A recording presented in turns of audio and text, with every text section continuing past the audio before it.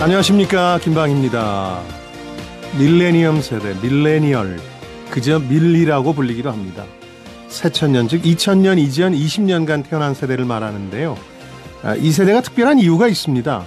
태어나면서 방 안에 컴퓨터가 있던 최초의 세대입니다.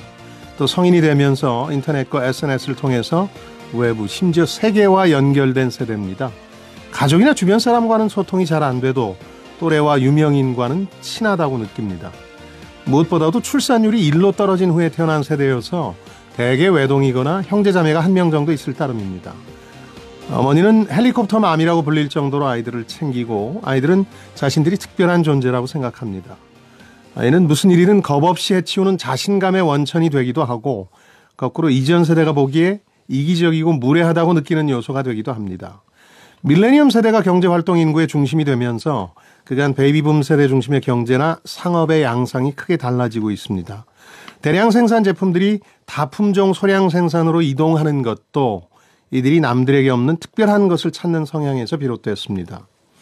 그저께 중국전에서 뛰지 못한 이승우 선수가 보여준 치기 어린 모습도 이 1998년생인 그가 이 밀레니엄 세대의 일원이라는 것을 이해하지 못한다면은 이전 세대 눈으로 보기에 그저 못마땅하기만 할 겁니다.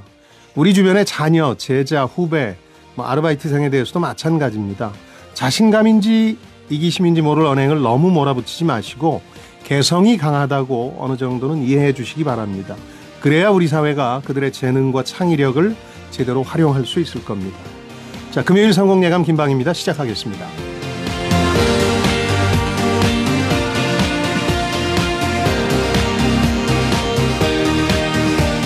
금요일 오늘은 원탁의 기자들이 찾아가는 날입니다. 지난 화요일이었죠. 문재인 대통령과 4대 그룹 총수를 포함한 기업인 128명이 청와대에서 만났습니다. 대한상의회장이 상의 벗고 얘기하자 라고 얘기해서 언론에서 상의까지 벗고 자유롭게 토론에 임했다 이런 표현을 많이 썼는데 재킷을 벗었다는 얘기겠죠.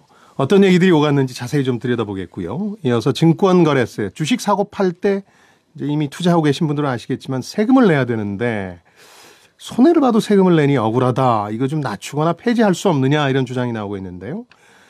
그동안 금융업계 차원에서 이루어지던 논의였는데 이번엔 여당 지도부까지 가세해서 조금 논의가 확산되는 양상입니다. 현실화될지 이것도 좀 함께 알아보죠. 여러분의 다양한 의견도 실시간으로 받겠습니다. 짧은 문자 50원, 긴 문자 100원이 드는 샵 9730번이나 KBS 콩으로 참여해 주시면 되겠습니다. 방송 끝난 후에도 저희 방송 내용 중에 궁금한 사항이 있으면 다시 듣게 하실 수 있습니다. 팟빵과 KBS 콩, 네이버 오디오 클립 통해서 언제든지 다시 듣게 하실 수 있겠고요. 문자, 콩, 페이스북, 팟빵 뭐든 좋습니다. 어느 쪽이든 댓글을 남겨주시면 저희가 들여다보고 있다가 당첨자 뽑아서 선물 보내드리겠습니다. 그리고 오늘 예고해드린 대로 청취자 리포트 시간에 이번 한 주간 진행됐던 크루즈 이벤트 당첨자 발표합니다. 버킷리스트, 올 한 해 희망사항들 공감할 수 있는 내용들 많은 분들이 보내주셨는데요. 어떤 분이 당첨되셨을지 궁금하시죠? 조금만 기다려주세요. 성공예감은 지금 페이스북 라이브 방송도 막 시작했습니다. KBS 1라디오 자, 원탁의 기자들 함께 하겠습니다. 유튜브에서 성공예감 원탁의 기자들 검색하시면 동영상으로도 함께 하실 수 있습니다. 박연미 경제전문기자, 중앙일보의 고란 기자, 머니투데이 방송의 이대호 기자입니다. 세 분 어서 오십시오. 안녕하세요. 네, 안녕하세요. 방송 시작 전에 저희들 주제는 아재 개그였는데 두 분 누이 기자가 이대호 기자를 막 몰아붙였어요. 저는 괜찮았는데. 아니 정말 하실 줄 몰랐어요. 네. 저희가 바로 오프닝에 응용을. 대한상의회장이 상의를 벗자고 했다면서요. 해서 소장님 그런 말씀 함부로 하시면 요새 잡혀갑니다. 말씀드렸는데 그걸 정말 하실 줄은. 이대호 기자의 아재 개그는 이런 거였습니다. 버거의 색깔이 뭐냐고요? 햄버거 색깔. 햄버거 색깔이? 예. 햄버거는 무슨 색이게요? 해서 저희가 햄버거의 구성품이 다양하다. 무슨 색이라고 그러니까. 해야지 했더니 버건디. 버건디. 역시 썰어가고 있네요. 괜찮은데요. 자주색이죠, 자주색. 와인색 버건디. 네.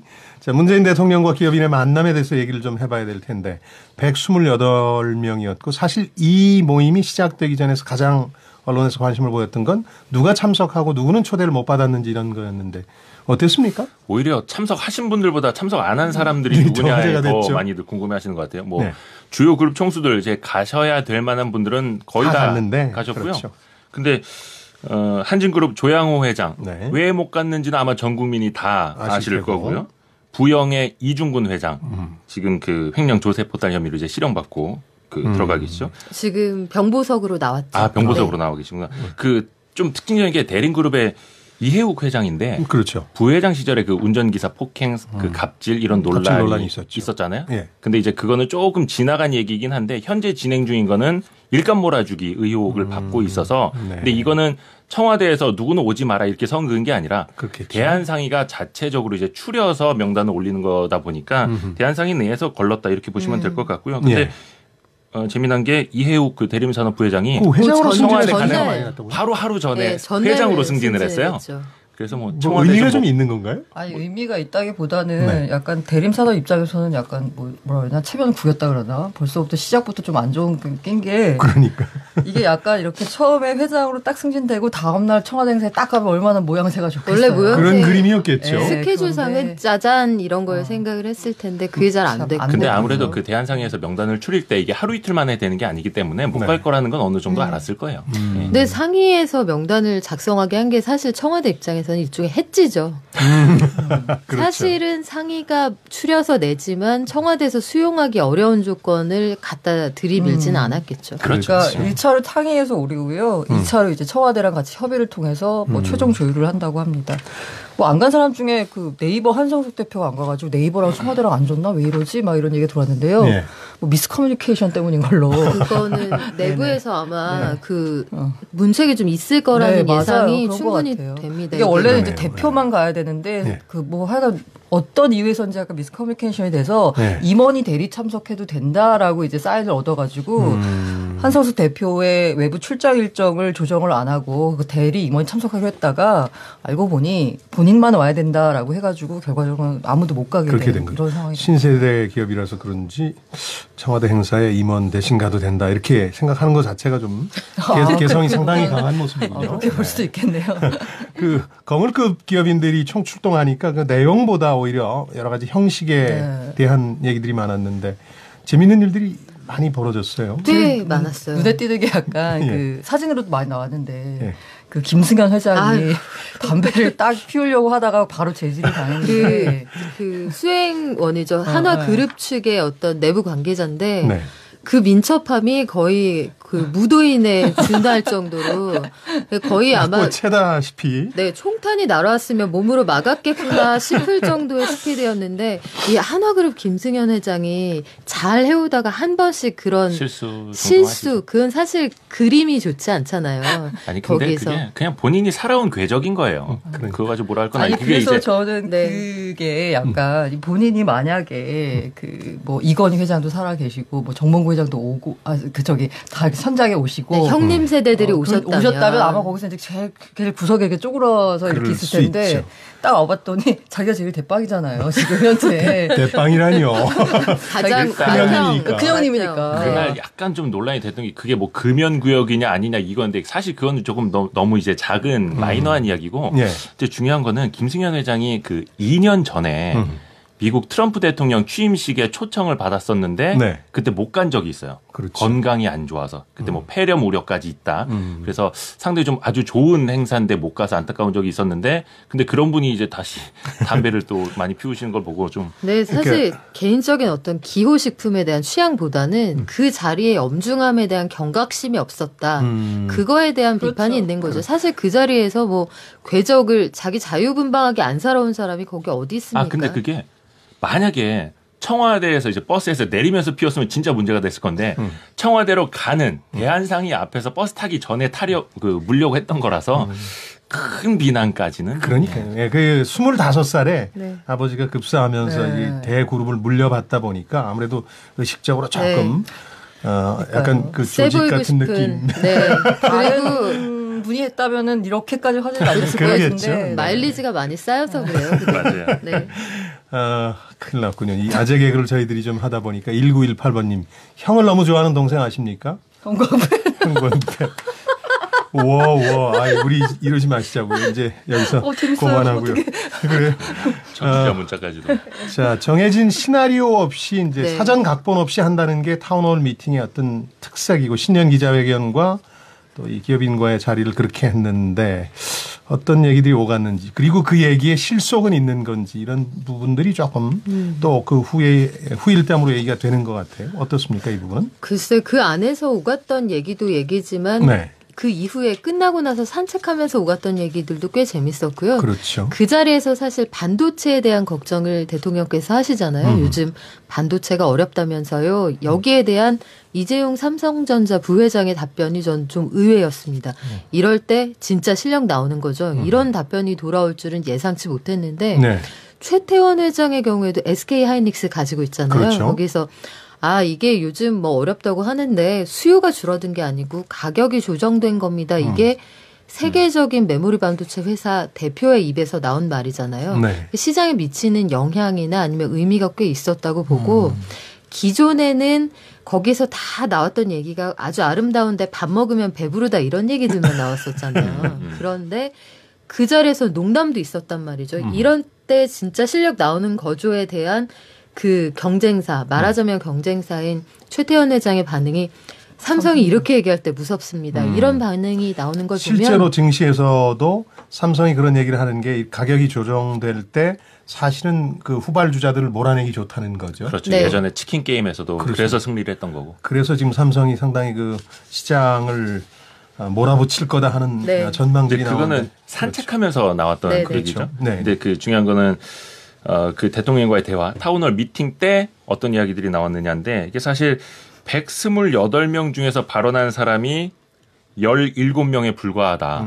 그런 지적은 있더군요. 111명이 병풍이었던 거냐 이렇게 또 기사를 쓰신 분도 있던데 네, 어떻게 다 같이 얘기하겠어요. 그러니까 근데 이게 사람이 보면 많은데. 사실은 이게 2시부터 4시까지만 진행이 됐는데 이것마저도 예정된 시간보다 한 40분 정도로 오버한 거라고 해요. 네. 만약에 128명이 다 발언을 했으면 뭐 밤 새서 해도 모자랐을 거고 일단 시나리오 자체는 있었을 걸로 보여요. 각본이 그렇겠죠. 없었을 뿐이지. 그래서 진행을 이제 박용만 대한상인 회장이 직접 하셨었고 어떤 분들은 질문지를 먼저 이제 써 오셨었고 유영민 장관 같은 경우에는 이제 황창기 회장의 질문이 끝나자마자 기다렸다는 듯이 이제 아주 두꺼운 A4 용지 여러 장 넘기면서 이렇게 또 답변을 하셔가지고 또 이목을 끌기도 했었죠.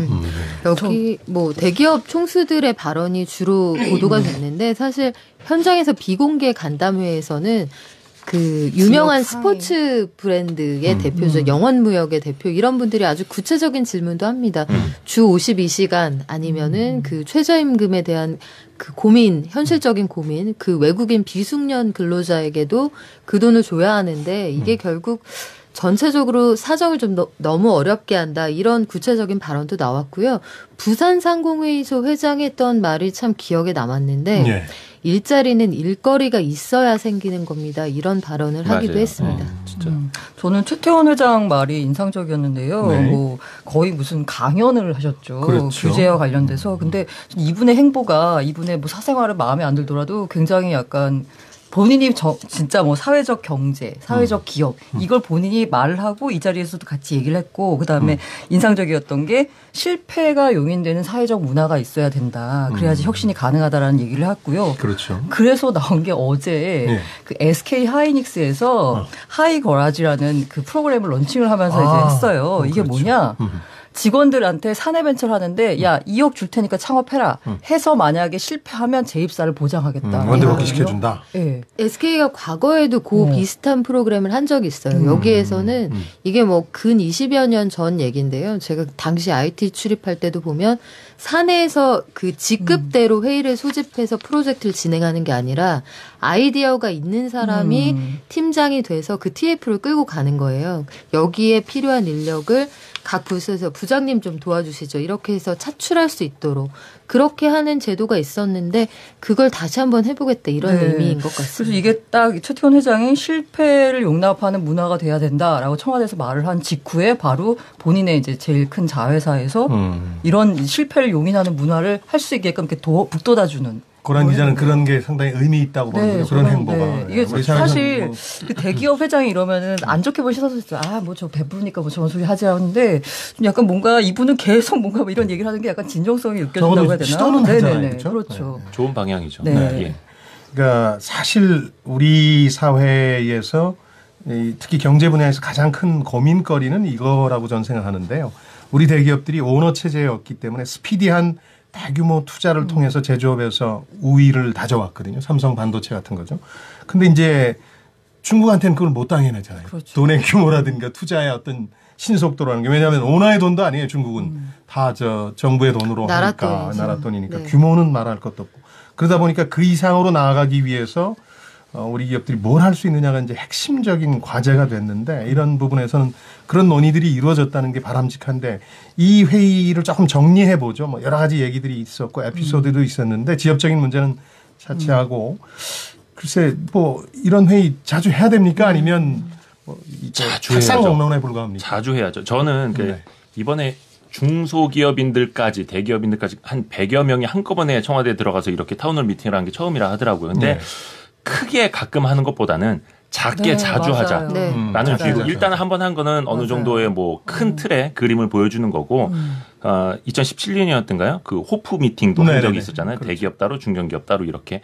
그런 미팅 자료도 계속해서 갖다 보면 격도 사라지고 주기적으로 이 정책도 잘 실현이 되고 있는지 체크할 수 있을 것 같고요. 또 하나가 네. 그래도 좀 저는 괜찮게 그 평가를 하는 게, 청와대에서 모든 질의에 대한 답변 서한을 각각 보내드리겠다 이렇게 약속을 했고요. 그거는 좀 진일보했다. 그렇죠. 네. 기획재정부랑 대한상의가 그 규제 개선 추진단을 구성을 해서 실질적인 변화를 가져가겠다 이렇게 한 거는 좀 의미가 있어 보이더라고요. 네. 그리고 128명 중에 17명만 질문했다고 하는데, 애초 128명을 다 모아놓고 질문을 다 할 거는 현실적으로 불가능하잖아요. 그렇죠. 예. 대신 여러 번, 작은 소규모 단위로 여러 번 했으면 좋겠고요. 예. 실제로 이게 약간 효과가 있다라고 정부가 의지를 보여주는 게, 그 이종태 퍼시스 회장이 예. 기업이 왜 규제를 풀어야 하는지 호소하는 현재의 방식을 공무원이 규제를 왜 유지해야 하는지 입증하고 실패하는 방식으로 바꾸자라고 했더니, 되왔던 거죠. 어제 이제 부총리께서 행정명령 규제 필요성 입증 책임제를 검토하기로 했다라고 말을 했거든요. 공무원 측에서 이제 규제의 그렇죠. 필요성을 입증해야 되는 네네. 거죠. 네. 이게 뭐 현실단으로 가면 뭐 여러 가지 문제가 나올 수 있지만, 어쨌든 큰 방향으로 해서 이렇게 한번 해보자라고 큰 방향성을 제시한 거에 대해서는 의미가 있다라고 봅니다. 우리 박연미 기자께는 대통령이나 혹은 이제 정부 측 메시지 가운데 아쉬운 건 없어요? 글쎄 뭔가 손에 잡히는 게 좀 적었다 이런 평가는 나오는데, 그래도 저는 좀 희망을 찾아보고자 하는 것이, 예. 불과 작년 여름에 김동연 전 부총리가 삼성 이재용 부회장 만나러 간다고 하니까 일각에서 그걸 하지 구걸 마라. 발언 나왔던 거 기억하실 거예요. 그런데 이게 사실 우리 사회 경제적인 여러 가지 요소 중에는 선과 악으로 나뉘지 않는 회색의 지대가 굉장히 많단 말이죠. 모호한 영역이 훨씬 많은데, 그들과 우리로 나누지 않고 적극적으로 협조를 요청하고 같이 가야 될 파트너라는 인식을 대통령의 발언을 통해서 시장에 주고 있다는 건 굉장히 바람직하다고 보고요. 예. 그때는 맞고 지금은 틀리다, 이런 식으로 혹여 이런 상황의 변화를 지표에 따른 자존심 상하는 일로 청와대가 받아들이지 않기를, 그리고 시장에서는 오히려 이런 메시지들을 굉장히 그 안전한, 안심할 수 있는 그런 메시지로 받아들이고 있다는 거를 뭐 그런 생각을 해보면 긍정적인 면이 좀 더 많지 제가 않았나 또 싶어요. 하나 네네, 말씀드리고 이대호 기자. 싶은 게 있는데, 네. 이번 정부 들어서 그래도 달라진 점 하나가 눈에 띄는 게 있더라고요. 네. 꼭 이런 미팅이 있고 대기업들 만나고 나서 보면, 과거에는 일자리 몇 개 더 늘리기로 했다, 투자 얼마 더 늘리기로 했다, 꼭 되게 그런 그랬죠. 보도자료가 생색을 냈죠. 나옵니다. 네. 생색용이. 그런데 이번 정부에서, 얼마 전에 그 김상조 공정거래위원장도 그 얘기 하더라고요. 이번 정부에서는 그런 거 안 한다. 얼마 늘었다, 얼마 더 늘리기로 했다, 이런 거 지적 홍보하지 않겠다, 이런 약속을 하더라고요. 8672번님, 대통령에게 이 정도로 말할 수 있는 것만큼도 발전된 것 아닙니까 해주셨고, 조영원님은 이런 타운홀 미팅 형식을 얘기했더니 아마 자기 반성을 하신 것 같아요. 나이가 들수록 입은 다물고 귀는 활짝 열어놓으라고 하는데 저는 반대로 입만 열려 있는 것 같아요. 주셨는데 왜 오늘따라 자기 반성을 하십니까? 입도 열어야죠. 뭐 지갑만 열어서 되나요? 입도 열어야죠. 나이 드신 분들이 경륜이 있는 얘기를 사회나 기업 같은 조직에서 해주는 것도 굉장히 중요합니다. 첫 번째 주제는 이 정도로 좀 정리를 하겠습니다. 성공예감 원탁의 기자들 듣고 계신 지금 시각이 9시 30분이고요.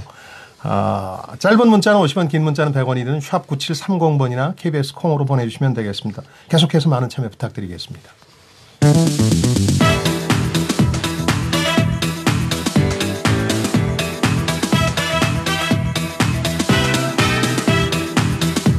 경제를 듣습니다. 성공을 부릅니다. KBS 1라디오 성공예감 김방희입니다. 성공예감 김방희입니다. 청취자 여러분, 이러지 마시자고요. 제가 주제를 말씀드렸는데 아재 개그만 올려주시면 어떡합니까? 요즘 그만큼 이제 즐거운 일들이 없으니까 이렇게 불쑥불쑥 떠오르는 모양입니다. 제가 끝날 때 한두 가지 소개해드리겠습니다. 자, 증권거래세 폐지 논의가 조금 확산되는 양상입니다. 뭐 증권시장 내에서는 그동안 있었던 건데요. 이제 정부 여당 쪽에서 조금 검토해 보겠다 이런 정도로 좀 전향적으로 나오고 있어서 앞으로도 논란이 계속될 것 같습니다. 그러니까 증권거래세라는 걸 먼저 좀 소개를 해 주시죠. 이제 거래할 때 무조건 내는 거죠, 이거는? 팔 때 내는 거죠. 팔 때. 살 때는 안 냅니다. 네, 그러니까 팔 한 때 번은 내야 되게 되는 건데 네. 법정세율은 원래 0.5%거든요. 그렇죠. 그런데 이제 깎아줬어요. 코스피, 코스닥 여기 이제 상장돼 있는 기업들 주식을 사고 팔 때는 거래세가 0.3%입니다. 간혹 코스피하고 코스닥이 다른 거 아니냐라고 생각하시는 분들 있는데 네. 코스피에는 거래세가 0.15 거기에다가 농어촌 특별세가 0.15 이렇게 나뉘어져 있을 뿐이지 사실 0.3%라는 건 코스피, 코스닥 똑같습니다. 똑같습니다. 똑같고. 그러니까 논란이 되는 거는 왜 손해를 보는데 세금을 내야 되느냐. 그렇죠. 이런 거죠. 네, 과세의 기본 원칙이 언제나 대전제가 소득이 있는 곳에 세금이 있다라는 그렇죠. 거잖아요. 그런데 이제 그 매매할 때 세금을 내면 내가 까먹어도 세금을 내는 거잖아요. 그렇죠.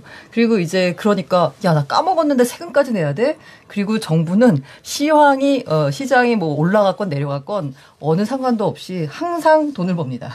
항상 매매할 때 돈을 벌기 때문에 그러니까 뭐 불공평한 거 아니냐. 그리고 이중과세 얘기가 나오는데요. 예. 게다가 그 대주주에 대해서는 주식 양도세를 냅니다. 그러니까 자본이득세라 안 그래서 내거든요. 그렇죠. 예. 근데 이 대주주 기준이 사실 그 2003년 이전에는 2013년 이전에는 100억 원 이상이었어요. 네. 100억 원이면은 대주주 맞잖아요. 그렇죠. 세금 내 뭐 당연하지 했는데 이게 점차적으로 낮아져서 낮추기로 지금 한 거죠, 현재는 정부가. 예. 15억 원이고요. 예. 2021년엔 3억 원까지 낮춰집니다.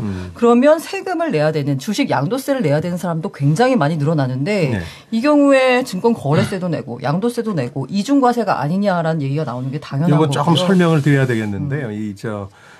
증권 거래세라는 건 거래에 따른 이제 세금이고 보통 다른 선진국들 같은 경우에 캐피탈 게인이라 그래서 이득을 봤을 때 네. 거기에 대해서 세금을 부과하거든요. 소득이 있는 네. 곳에만 근데 세금을 지금은 낸다. 물론 이제 15억 이상의 대주주의 하나긴 하지만 두 개를 다 내니까 어느 한쪽을 선택해야 되는 거 아니냐 이런 그렇죠. 얘기들이 근데 그동안 일단은 있어왔던 거죠. 거래세라는 것 자체가 예. 손실을 보더라도 내오거든요. 그렇죠. 지금까지 내온 자동차 거죠. 취득세, 부동산 취득세도 일종의 거래세라는 측면에서 그것도 손실을 볼 수 있는 거잖아요. 그러니까 그렇죠. 똑같이 지금 다 적용이 되고 있는 거고 또 하나가 증권거래세법의 목적을 보면 예. 증권거래세법 제1조가 이제 목적인데 예. 이 법은 주권 또는 지분의 양도에 대해서 적정하게 과세함으로써 재정 수입의 원활한 조달에 이바지함을 목적으로 한다. 아예 이렇게 재정 돼 수입이 있어요. 목적이군요. 그러니까 재정 수입 자체가 목적인 거지 시장을 뭐 어떻게 하고 뭐 투자를 어떻게 하게 이게 아니라는 거죠. 그러네요. 애초부터가. 네, 사실 우리나라 증권 시장이 처음에 만들어질 때 이 세제가 도입된 거는 네. 이게 해외에서 넘어온 세금 부과 방식이거든요. 대부분 처음에 이 히스토리를 거슬러 올라가 보면 1930년대 미국에서 대공황 당시에 예. 증시가 폭락을 하잖아요. 예. 그러니까 너무 함부로 사거나 함부로 팔 수 없게 어느 정도 장벽을 쳐둬야 한다는 사회적인 필요가 있었어요. 그래서 도입된 게 증권거래세인데 나중에 경제가 회복되고 나서 60년대에는 미국에서 폐지가 됩니다. 그 말씀하신 것처럼 대부분의 경우에는 자본이득에 대한 과세의 방향으로 세제가 그렇게 구성이 돼 있고 우리나라처럼 0.3%를 거래시마다 부과하는 나라는 주요국 중에 한 프랑스 정도, 나머지 나라는 대부분 세율이 우리보다 좀 낮거나 거의 낮거나 없는 없거나. 경우가 많고요. 우리나라는 이 제도가 63년에 도입이 됐는데 네. 71년에 사라졌다가 78년에 다시 부활을 해요. 96년부터 23년 동안 현재의 세율로 중간에 뭐 세율 조정은 소폭 있었습니다만 96년 이후로는 0.3% 현재까지 쭉 유지가 그렇죠. 되고 있는데 중간에 이제 0.5에서 0.45, 0.45에서 0.3 이렇게 내려가던 시절이 있었거든요. 네. 요때를 기준으로 보면 요때 이제 세금이 내려가면 증권 거래가 한 반년 정도는 눈에 띄게 활발해지는 효과가 있었다. 이게 증권가의 주장입니다. 근데 궁금한 게 네. 재정 수입이 목적이었으니까 이게 재정에 차지하는 비중이 그러니까 얼마나 거칩니까? 한 8조 원? 지난 그 2016, 15, 16, 17 다 6조 원 넘게 얻었어요. 네. 거래세로만. 거치는군요. 거기다가 증권 시장에서 얻을 수 있는 게 증권 거래세만 6조 원 얻었고요. 네. 그다음에 배당 소득이나 아니면 아까 말한 그 대주주에 대한 주식 양도소득세까지 합치면은 거의 10조 원 가까이 걷는 거거든요. 그러니까 세금이 하나 생기고 나면 정부 입장에서는 이거 없애는 게 근데 참- 이게 그래서 지금도 지금- 약간 분위기가 예. 여당 쪽에서는 폐지해야 된다라는 폐지해야 분위기고 된다는 쪽이고. 기재부는 우린 못하겠다. 이거 제가 봤을 때 예. 지금 여당도 약간은 좀 투자자라든지 좀 민심을 좀 등에 업고 싶어 하는 게 있어서 인기 그러겠죠. 영합주의로 좀 가는 예. 게 있어 보이고 예. 정부 내에서도 그 필요성에 공감을 한다고 하는데 그거는 그 정부가 기획재정부가 아니라 금융위원회예요. 금융당국. 그러니까 금융당국이 원래 하는 일은 금융을 좀 더 활성화시키고 장려하는 일이잖아요. 물론 기본적으로는 규제기관이긴 합니다만 그렇죠.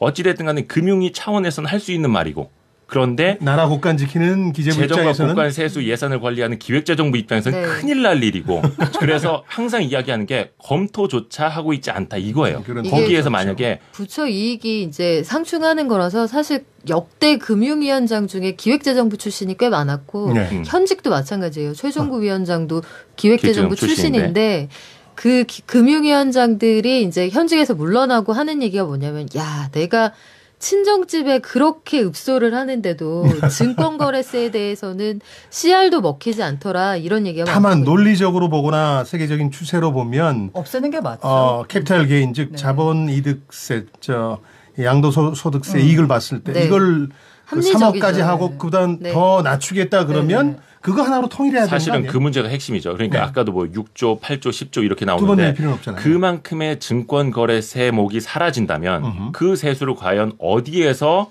가져올 것인가 이 고민을 해야 되는 거고 지금 이제 세금이 많이 거친다고는 합니다만 그거는 일시적일 수 있는 거고 예상 외의 것이잖아요. 그러니까 늘 거쳐오던 그 수조 원의 돈을 과연 어디서 찾아낼 것인가. 그래서 대안으로 나오는 게 양도소득세인데 그러면 대주주 양도소득세 그 과세 범위를 이제 앞으로도 늘리게 돼 있어요. 그렇죠. 2020년, 2021년 순차적으로. 그러니까 그 방향으로 간다면 그래서 조건부로 증권거래세도 낮추거나 없애야 하는 것 아니에요. 이런 거기에 논리죠. 맞춰서 그게 왜냐면 네. 뭐 어쨌든 약간 그 조세의 기본 원칙 소득이 있는 거 세금이 있다. 이게 원칙에 맞는 거는 양도소득세가 맞는 거고요. 예. 근데 이제 약간 투자자분들이 착각하시는 게 예. 거래세 없애고 양도세를 내면 본인들한테 더 좋을 거라고 생각하시는데요. 절대 그렇지 그 얘기 그렇지 많이 않거든요. 하더군요. 예, 예. 결코 그렇지 않기 때문에 이게 뭐 거래세를 없앤다가 꼭 민심을 등에 업었다라고 생각하기는 조금 약간 무리가 있는 상황인 거기서 거고요. 줄어들면 양도세가 올라갈 수 있고요. 네네. 사실 오히려 근데 그게 더 클 수도 있어요. 그게 훨씬 더 기획재정부의 마이너스였어요. 어떤 논리가 조금 모순되는 부분이 있는 게 있죠. 이 증권거래세에 대해서는 그런 입장, 기존의 입장을 고수하는데 최근에 뭐 신재민 사무관 사건을 통해서도 얘기가 됐지만 국채 바이백 이런 것들을 보면 항상 시장에 활력을 불어넣고 새로운 채권을 바라는 투자자들을 끌어오기 위해서 바이백이라는 제도를 통해서 만기 전에 일부를 갚으면서 또 새로운 채권을 발행을 하거든요. 그러니까 그렇죠. 시장 활성화를 위한 조치예요. 그러니까 안 해도 되는 걸 불어하는 건데 증권 시장에서는 네. 증시를 활성화하기 위한 간단한 여러 가지 조치에 대한 건의가 있는데 요건 또 받아들이지 아니, 않는 또 거죠. 기재부가 또 투자자들 걱정을 하시는 게 거래세가 너무 낮아지면 너무 단타 매매가 부추겨져서 이게 오히려 손실을 이끌 수 있다라고 이제 투자의 걱정도 책임은 하시고 개인에게 있습니다. 걱정을 근데 하시더라고요. 저희도 네. 그게 되게 고민이에요. 그러니까 사실상 코스닥 매매는 거의 90%가 개인이고 개인이죠. 회전율도 굉장히 높거든요. 아, 참고로 증권 거래세를 낸 사람이 당연히 규모가 크니까 기관이나 개인들이 제일 외국인일 많아요. 것 같지만 매매를 자주 하기 때문에 개인이 개인들이 훨씬 70%를 자, 그런데 우리가 네. 펀드를 그 선택을 할 때도 그런 얘기하잖아요. 회전율을 많이 봐라. 괜히 많이 사고 팔기만 하면 거래세라든지 수수료만 많이 내게 된다. 근데 어떤 그런 글이 있더라고요. 1,000만 원을 10번 매매하면 세금만 30만 원이 나간다. 근데 사실 회전율 측면에서 보면 내가 갖고 있는 주식을 1년에 한 번 매매하면 회전율이 100%가 되거든요. 네. 10번 매매한다는 건 1000%라는 거예요. 만약에 어떤 펀드의 회전율이 1000%까지 가잖아요. 그 펀드는 가입하면 안 돼요. 그렇죠. 그건 펀드 매니저가 자신이 없다라는 거고 예. 계속해서 사고 판다고 해서 그게 곧 높은 수익률로 이어진다라는 보장도 없거든요. 그러니까 이게 꼭 그 시장 활성화로 이어질지는 이제 장담할 수 없다 그런 말씀이신가요? 그렇죠. 아니면 뭐 다른 해외 사례를 보면 다 뭐 단기 6개월간 보면은 뭐 4% 5% 이렇게 다 늘었습니다. 거래량이 늘긴 했는데 그게 반짝이라는 거예요. 이 그러니까 거래량이 거래세가 좀 낮아졌을 때는 반짝 거래 대금이 증가했던 적이 있지만 결국에는 과거 평균으로 회귀가 돌아가더라. 되고 중요한 건 세율 자체가 아니라 시장 상황이고 경기 상황이다라는 거죠.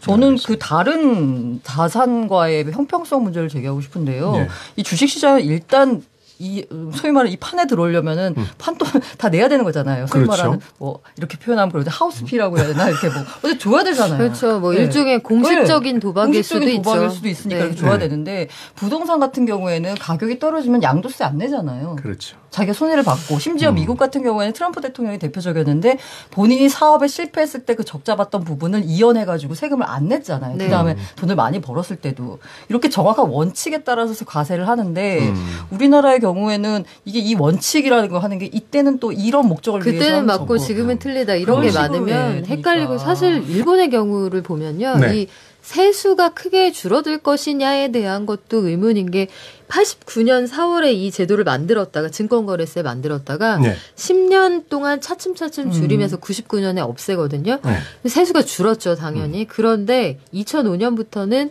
이 거래세가 없으니까 거래가 점차 활발해지고 이후에는 기존의 세금 규모를 그래서 상회를 해요. 양도소득세 같은 걸로. 그렇죠. 그렇죠. 그러겠네요. 그래서 그런 점에서 보면 논리적으로 이걸 이제 없애자는 건 맞는 것 같고요. 네네. 이제 앞으로 다만 이제 나라 국간 생각하는 경제부처 입장은 반대일 텐데 이게 어떻게 진행되는지 조금 그래서 지켜봐야 아마 되겠네요. 속도와 네. 그다음에 설계를 어떻게 하느냐의 문제일 텐데요.